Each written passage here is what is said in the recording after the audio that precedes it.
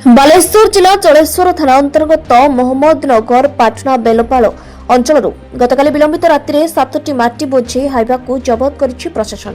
ସୂଚନା ଅନୁସାରେ ମୟୂରଭଞ୍ଜ ଅଞ୍ଚଳରୁ ମାଟି ବୋଝେଇ କରି ହାଇବାଗୁଡ଼ିକ ବେଲପାଳ ଅଞ୍ଚଳର ଗୋଟିଏ ପୋଖରୀ ଭର୍ତ୍ତି କରିବାରେ ନିୟୋଜିତ ହୋଇଥିଲା।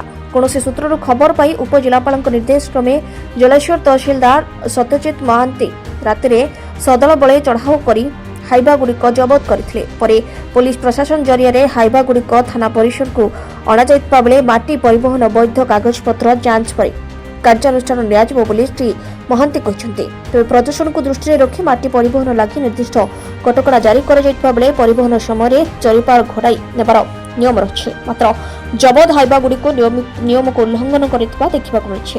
ସେଭଳି ରାଜ୍ୟର ଦ୍ୱିତୀୟ ପ୍ରଦୂଷଣ ସହର ତାଲିକା ଜଳେଶ୍ୱର ରହିଥିବା ବେଳେ ରାତି ଅଧିଆ ପ୍ରଶାସନର ଏଭଳି ଚଢ଼ାଉକୁ ବିଭିନ୍ନ ମହଲରେ ପ୍ରଶଂସା କରାଯାଇଛି। ଆମକୁ ଟିପ୍ସ ମିଳିଲା ଉପରୁ ତ ଆସିଲା ପରେ ଏଠି 7ଟା ହାଇୱା ଅଛି।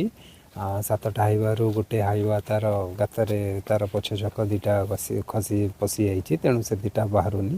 ତ ବାକି ଗାଡ଼ିର ଡ୍ରାଇଭରମାନଙ୍କୁ ଆରେଞ୍ଜ କରୁଛୁ ଡମ୍ପିୟାର୍ଡ ନେଇକି ଯିବା। ଇଏ ଆସିଛି, ସେ ମାଟି ଗୁଡ଼ାକର ଟିପି ଏପର୍ଯ୍ୟନ୍ତ ସୁଦ୍ଧା ପ୍ରପରଲି ଭେରିଫାଇ ହେଇପାରିନି, ତାର ଆହୁରି ଭେରିଫାଏ କରିବାର ଅଛି। ତେଣୁ ବର୍ତ୍ତମାନ ଏଗୁଡ଼ାକ ନେଇ ଡମ୍ପିୟାର୍ଡରେ ରଖିବୁ।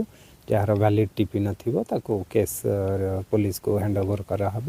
ଯାହାର ଯଦି ଭ୍ୟାଲିଡ୍ ଟିପି ଥିବ ସେମାନେ ପ୍ରଡ୍ୟୁସ୍ କରିବେ ଏଇ ଟାଇମିଂର, ତାହେଲେ ସେଇ ଅନୁସାରେ ଆକର୍ଡିଂଲି ତାକୁ ଆକ୍ସନ୍ ନିଆହେବ। ଯେଉଁ ଡ୍ରାଇଭର ମାନେ ଅଛନ୍ତି ନା ଫେରାଇଛନ୍ତି? ନାଇଁ, ଏ ଡ୍ରାଇଭର ମାନେ ଏଇଠି ଆଖପାଖରେ କେଉଁଠି ବୁଲୁଛନ୍ତି ବୋଲି ଲୋକ କହୁଛନ୍ତି। ସେମାନଙ୍କୁ ଡକେଇକି ତାଙ୍କ ଡମ୍ପିୟାର୍ଡ ନେଇଯିବି ଆଉ।